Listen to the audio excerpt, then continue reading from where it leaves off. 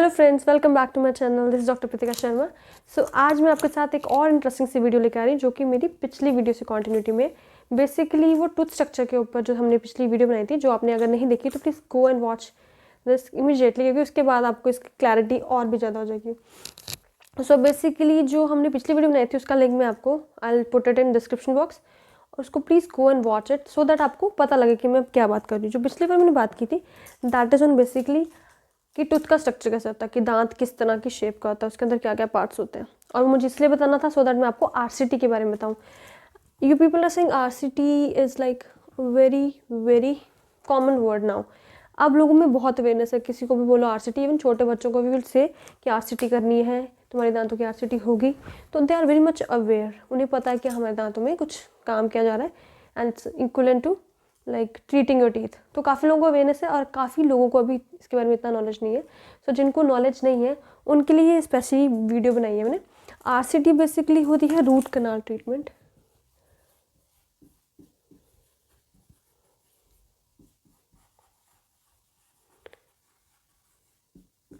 So this treatment is very very much common, और ये natural teeth को बचाने का बहुत ही ज़्यादा इंपॉर्टेंट ट्रीटमेंट है जो हर डेंटिस्ट ज़रूर करता है। और हर डेंटिस्ट के पास जब भी कोई जाता है सो किसी ना किसी टूथ में आपको ये प्रॉब्लम देखने में मिलती है कि उसको आरसीटी की जरूरत पड़ जाती है।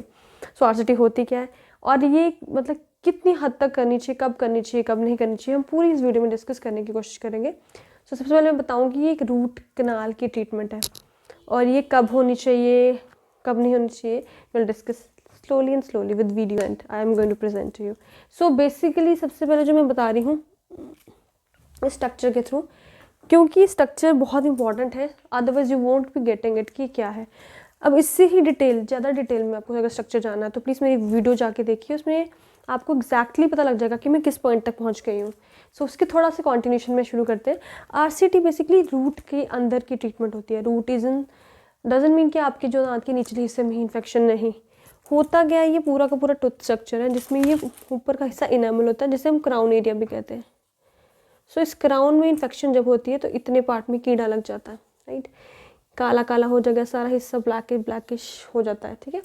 इस हिस्से में अगर आपको कीड़ा लग गया तो इसकी ट्रीटमेंट को हम आरसीटी कभी नहीं कहेंगे। इस हिस्से में जितनी भी कीड़ा है उसको हम या डेंटिस्ट उसको बिल्कुल क्लीन करके इसमें फिर से इसी टूथ के कलर की फिलिंग कर देता है। वो डिफरेंट डिफरेंट मटेरियल्स होते हैं जिसके बारे में हम फिर कभी डिस्कस करेंगे। सो इसी पार्ट को हम अगर इतने से पार्ट में कीड़ा है उसको क्लीन करके फिर से फिलिंग करेंगे, so it's just a filling. इसे हम सिर्फ फिलिंग कहेंगे। वही अगर हम जब सेकंड पार्ट में चले जाएंगे विच इज़ डेंटिन, जो हमने पिछली वीडियो में डिस्कस किया था बहुत डिटेल में कि डेंटिन क्या होती है। जब नेक्स्ट आपकी यहाँ तक, सपोज आपका केरीज यहाँ से यहाँ तक चला गया, सो कीड़ा इस तरह का लग गया है, यहाँ तक चला गया वो, सो मच जो सेकेंड ट्रीटमेंट होती है दैट इज़ ऑन डेंटिन। यहाँ पर कुछ कीड़ा लगने से, केरीज लगने से कभी पेन नहीं होती गाइस। ये आप तभी हम कहते हैं बहुत देर हो गई, आपने अब जाके अपना बताया कि आपको ये कीड़ा लग गया, अब तो आरसीटी ही करानी पड़ेगी। It is like actually a last step of your tooth treatment. So initial आपकी टूथ ट्रीटमेंट की जो कहते हैं ना स्टेज होती है वो होती है क्राउन या इनामल में कीड़ा लग जाना, उसमें केरीज लगना।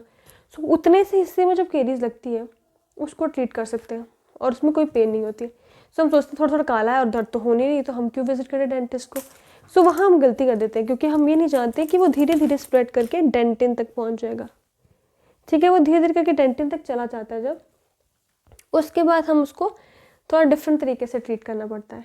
और इमीडिएटली डेंटिन के जाते जाते उसकी बहुत स्पीड और बहुत पेस पहुँच जाती है कि वो पूरा का पूरा पल्प ही ख़राब करने लग जाता है। सो आपको जो माइक्रो ऑर्गेनिज्म है which is micro I would say bacteria, जो छोटे छोटे कीटाणु हैं जैसे आप कीड़ा कहते हो, वो बैक्टीरिया आपका धीरे धीरे करके पल्प में चला जाता है।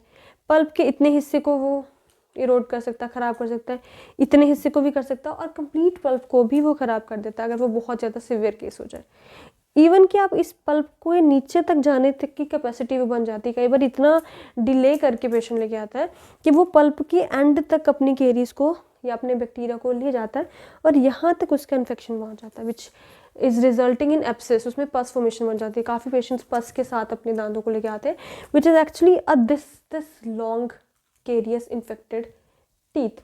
तो इतना दूर तक आप उसको ले जाते हो, which is actually not very good and not at all cool. ठीक है गाइज, आप यहाँ से ट्रीटमेंट सही कराते जाओगे तो that's the best excellent way of getting your teeth treated.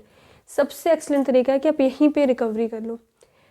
ठीक है, nip the evil in the bud, that means कि बिल्कुल जैसे ही कुछ शुरुआत होती है इस चीज़ को, उसी टाइम उसको मार दो, ख़त्म कर दो, तो वो आगे नुकसान नहीं देती, वो आगे स्प्रेड नहीं करती। बट हम क्या करते हैं, डेंटिन छोड़ो हम पल्प तक ले आते हैं, पल्प छोड़ो हम पल्प के भी नीचे तक ले जाते हैं। सो इस तरह से हमें बहुत ही ध्यान रखना चाहिए कि हमारा अगर केरियस है टीथ, अगर वो पेन नहीं भी कर रहा, go and visit your dentist, वो देखेगा, अगर वो हाँ फीलिंग के लायक है उसको कराना है तो they fill it, otherwise they won't do it obviously. या उसको क्लीनिंग की ज़रूरत है किसी चीज़ की हो तो वो बहुत इनिशियल चीज़ों को तो वो अपने आप ही देख लेंगे। बट अगैन अगर वो नीचे नीचे तक जा रही है, फैल रही है, पेन कर रही है, सेंसिटिविटी कर रही है, तो वो थोड़ा सा केस आपका आगे आगे तक चला जाता है। सो आज मैं इतना बताऊंगी कि RCT बेसिकली रूट कनाल, तो ये दिस इज़ ऑल कनाल, ये रूट की कनाल है, इसकी ट्रीटमेंट को, so it's a root canal treatment, so इसकी ही ट्रीटमेंट को हम RCT कहते हैं। सो इसका नाम इसी से पड़ता है, इसका शॉर्ट फॉर्म, जैसे कि आजकल आप मूवीज़ के short form DDLG and all बनाते हो, same is the short form of this root canal treatment RCT। So ये बहुत ही प्रेवलेंट है और बहुत अच्छा वे है ट्रीटिंग योर टीथ। ठीक है, इट्स वेरी मच इंपॉर्टेंट कि आपका नेचुरल टीथ बच जाए, क्योंकि नेचुरल टीथ एक्चुअल में सबसे ज़्यादा इम्पॉर्टेंट होता है कि उसको ठीक किया जाए। जितने भी आप बाद में लगवाते हो, डेफिनेटली बहुत अच्छी ट्रीटमेंट्स आजकल हैं, बहुत अच्छी टेक्नोलॉजी है, सो सब अच्छे हैं, कारीगर हैं, सब सही होते हैं, लेकिन जो कुदरत ने बनाया उसकी कोई रीस नहीं होती है। There is no copy of nature, we can not copy nature. So it's very important to preserve your whatever body part is your actual one. तो अपनी बॉडी को, आईज़ हो, नोज़ हो, टीथ हो, हर चीज़ को बचाइए। इट डजंट मीन 32 टीथ है तो कोई बात नहीं, भी एक जाने दो। Now every teeth has its own importance, so please preserve your teeth by just treating it. Starting में ट्रीट कीजिए, क्राउन से शुरू जब होती है आपको केरियस, तभी ट्रीटमेंट कराइए। अगर इनकेस लेट हो गए हो, ठीक है, तो डेंटिन तक तो करा लीजिए, उसके बाद पल्प तक जब चले जाती है सो आपको प्रॉपर से RCT करानी पड़ती है। अब मैं वीडियो आज ही ख़त्म कर रही हूँ, स्टॉप कर रही हूँ। इसके जो सेकंड पार्ट है तो मैं उसमें RCT का और थोड़ा सा क्लैरिफिकेशन दूंगी कि RCT होती क्यों है, लाइक उसमें क्या सिम्टम्स आपको पता लगता है कि हाँ इस टीथ का RCT हो सकता है। सो आज के लिए इतना ही, thank you so much, thank you, and please like share subscribe to my channel, keep sharing this video so that लोगों को अवेयरनेस हो दांतों से रिलेटेड, क्योंकि यहाँ इंडिया में इतने लोग ना भी अवेयर हो, but everywhere people are very much aware with your teeth treatments. तो दांतों की केयर कीजिए।